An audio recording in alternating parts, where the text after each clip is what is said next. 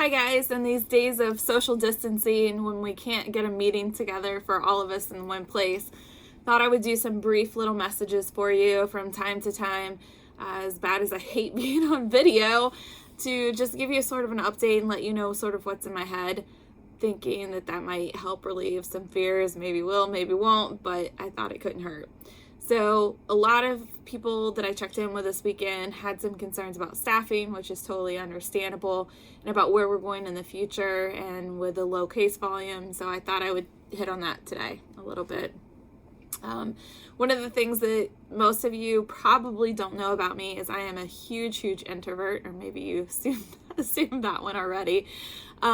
So I like to do a lot of processing in my head. I can make fast decisions when I absolutely have to, but when they're critical decisions that affect a lot of people, I like to gather all my information and process things and really use my gut and my intuition to decide what is in the best interest of everybody. And what I'm doing right now, which I know is probably frustrating for all of you guys, is my gut's literally telling me just to wait. I need to stop and wait, that something better's coming. Things are changing daily right now as far as additional assistance that are available for people that are not maybe getting their full hours. There's a lot of different options out there, and our national association, ASCA, is actually working with CMS to make sure that surgery centers still exist when this whole thing is over. They know that we're high quality, they know that we're low cost, and they want to make sure that the surgery centers, all of them, not just the ones like myself or Kim Center or the Ortho One Center down the road that are financially viable, but they're wanting to make sure all surgery centers still exist in the end of this. So I think there's more additional funding coming from that. So that's one of the reasons I'm holding off just a couple more days to have some information. The other thing is, my first choice would be, when we're low on case volume, is to figure out how we can actually move the surgery center forward. So what can we do that actually is going to make us, when we're able to safely go back to business as normal, what can we do that's going to propel this place into the future, instead of doing just the bare minimum, or just sending people home, or doing different things?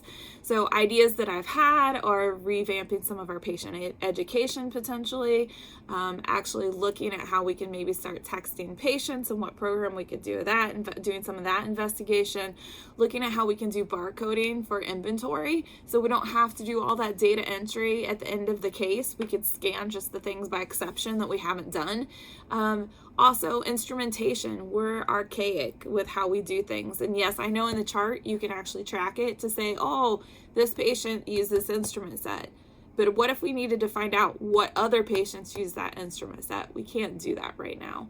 So do we need to look at different softwares and different things to be able to do that? Those are things that I'd like to use some of our time, where maybe not everybody comes in here, so we stay safe and we do the social distancing. Maybe we do Zoom meetings. Maybe we do Skype. Maybe a few people come in at a time to work on something. But those are ideas that I have that I'd like us to explore before we just automatically say we're out of here. A lot of questions that I heard had to do with, well, if we knew what we were doing, maybe we could just get on unemployment. I've put a link on this bare brief for you to look at. My concern with unemployment is, I'm not sure how many people know, it's only 50% of your income, and then it also caps out. It caps out at $480 with no dependents. I don't know what an allowable dependent on their thing is. I'm trying to get information on that, but it caps. It caps for a lot less than most people are making, especially when you cut it by 50% anyway. So I'm trying to find other options that I think are more viable. Some of the options that I'm actually looking at is, people think it has to be all or nothing. You either have unemployment or you work. But there's a program called Shared Work Ohio that's trying to get people not to be laid off, that actually lets you reduce hours and still work, where you're getting the full pay for all those hours, and then you still can get workers' comp at the capped rate for the hours that you're not working. So we're investigating that program. The federal government came out with a program. Yes, I said federal government, Chris Seiler, that's just for you. Inside joke, maybe Seiler will tell you sometime. But there's a shared, it's trying to find the name of it on here and I'm not seeing it. But there's a program that came out that Trump approved. That's Families First, I believe is the name. And I'm trying to investigate if it applies to us, because there is an exception for healthcare. I can't tell if it's a voluntary exception or if it's a mandatory exception. So I'm doing some research on that. But I think programs are coming out daily, so I don't want to make this decision too soon, because if I make it too soon, then we can't undo it. And that's the concern for me, because I want to have the best option for you guys possible. Yes, they are actually cleaning the floors. Sorry about that. And I keep looking at my list so I don't miss anything. I'm still working actively to repurpose the center. I've been in contact with OSU. They're seriously consider using us. The state actually asked today if we would be considering that with the request that I had to turn in for PPEs. So I think everybody's thinking more those lines of what centers can they use and what resources do they have. I've also been in contact with Ohio Health and a nursing home that's interested in looking at our services as well if they get overran. So my ultimate goal would be that we help our community through this crisis, for those of us that want to keep working, and that we have full pay the whole time. So I'm still investigating that option as well. Trying to make sure I didn't miss anything. Okay, I think those are all of the things. I do want to talk about in the survey that I'm going to send out on SurveyMonkey. I want to make sure that we're finding out, are there people that are vulnerable? Are there people that have vulnerable people at home? Are there people that just can't tolerate being here right now because they're too scared and they want to be home? Are there people that need creative solutions for childcare coming soon, especially with what all they're doing with childcare? So please provide me that information. All of that's going to be helpful to me so I can make decisions going forward and try to make sure that we're accommodating as many people the way that it best accommodates them.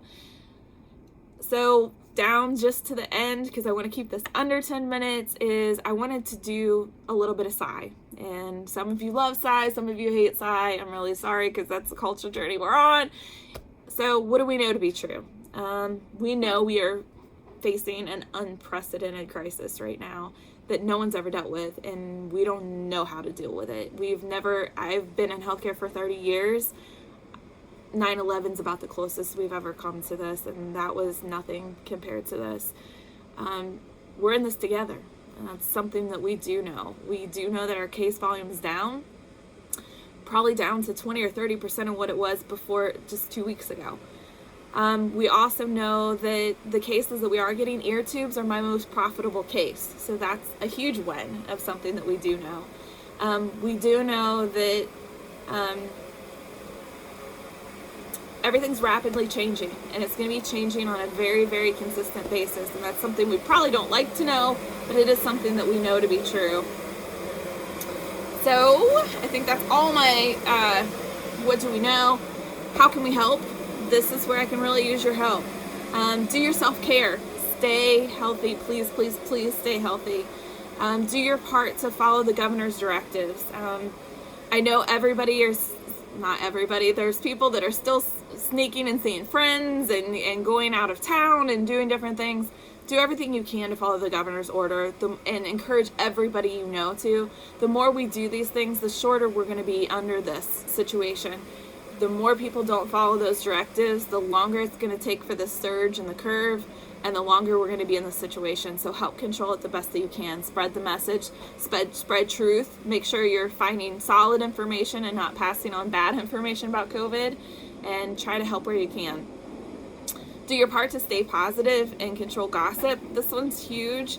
Email me concerns if you have them. I will try my best to answer them in the Bear Briefs as soon as I can. So, because if you're thinking it, other people are thinking it as well.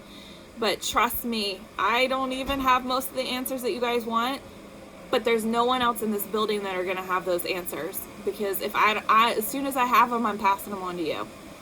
So that's one thing that I can say is trust that you're getting the information as soon as the decisions are made, because I promise you that that's what's happening. It's just sometimes the information changes so fast, we can't even make a decision because the information's changed before we made a decision on the information we had before.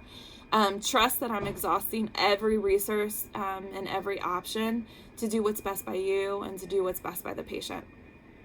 Complete your SurveyMonkey on this link. That's going to help me tremendously to get you more information that you really need and to help me make good decisions. I won't drag this past Wednesday night, Thursday morning.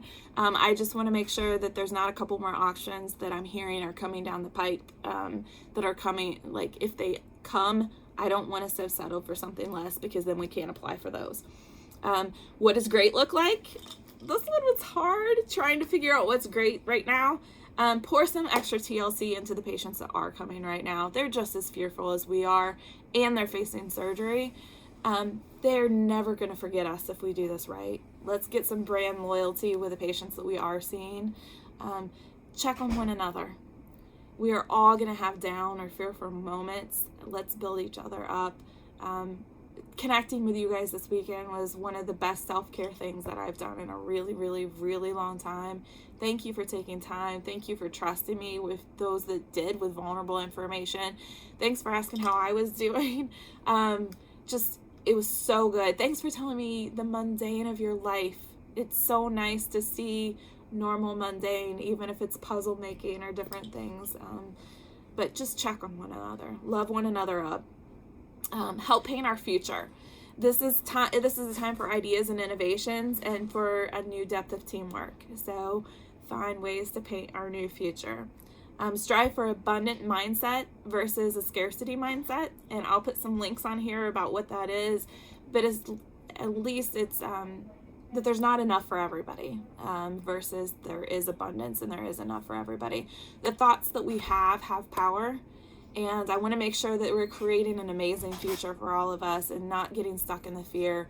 All of our emotions happen for 5 seconds. Anything that we do past that point, to let them stay there, is our choice. So let's try to help build each other up and strive for this abundance that we want. Strive for comfort in uncertainty and change. And I know that one's a really, really hard one, but I can tell you it makes you ever so marketable for the future. Whether it's this or something else, change is constant in healthcare. Not to this level, not to this extreme, but change is constant. And the more we get comfortable with the uncertain, and the more we get comfortable with change, the more we have a peaceful existence when we have to live in it constantly.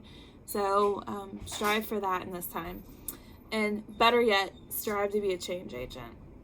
These are things that OSC needs right now. They're things that OSC needs all the time, but they're things that the world desperately needs right now. I love all of you guys, and I know that makes a couple of you very, very uncomfortable, and I'm really sorry, but I love all of you. Take care of yourself. Take care of each other. Thanks for being on this journey with me. I wouldn't want to be on it with anybody else. And we're going to get through this. One way or another, we are going to get through this. We always do. Been here 22 years, seen a lot of crazy things. This one tops it. But we're going to get through this, and we're going to get through it together. Love you all. Take care. Have a good evening or a good morning, and I will see you soon.